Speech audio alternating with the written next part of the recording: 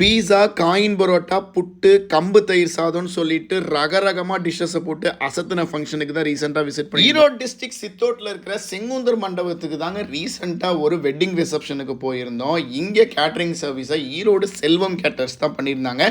இவங்க இந்த கேட்ரிங் இண்டஸ்ட்ரியில் ரொம்ப வருஷமாக இருக்கு. இந்த ஃபங்க்ஷனுக்கும் 30 வகைக்கு மேலே வெஜ் டிஷ்ஷஸை போட்டு அசத்தி இருந்தாங்க. ஸ்வீட்லேருந்து ஆரம்பித்து crispy cutlet, Schezwan spring roll, veg தாய் மினி பேகு, ஹார்டின் இட்லி, கருவேப்பிள்ளை குழம்பு, ஹைதராபாதி தம் பிரியாணின்னு சொல்லிட்டு அசத்தியிருந்தாங்க. கூடவே காயின் புரோட்டாவும் கொடுத்து தாறுமாடு பண்ணியிருந்தாங்க.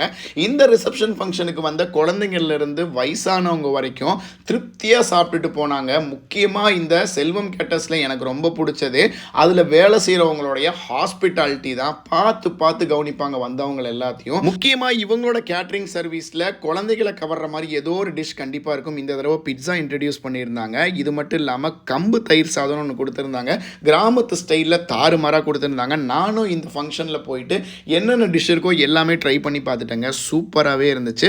உங்கள் வீட்டு ஃபங்க்ஷனுக்கும் பட்ஜெட் ஃப்ரெண்ட்லியான ப்ரைஸில் ஒரு தரமான கேட்ரிங் சர்வீஸ் மூலியமாக உங்கள் வீட்டு ஃபங்க்ஷனுக்கு வரவங்களுக்கு வயிறும் மனசும் நிறைய அளவுக்கு சாப்பாடு கொடுக்கணும்னு நினச்சிங்க. கண்டிப்பாக நீங்கள் ஈரோடு செல்வம் கேட்டர்ஸை 100% ப்ரிஃபர் பண்ணலாங்க. இந்த வீடியோ பிடிச்சிருந்தா லைக் பண்ணிக்கோங்க. இந்த மாதிரி இன்ட்ரெஸ்டிங்கான வீடியோஸ்க்கு ஃபைசல்ஸ் வியூ பேஜை மறக்காமல் ஃபாலோ பண்ணிக்கோங்க. பை.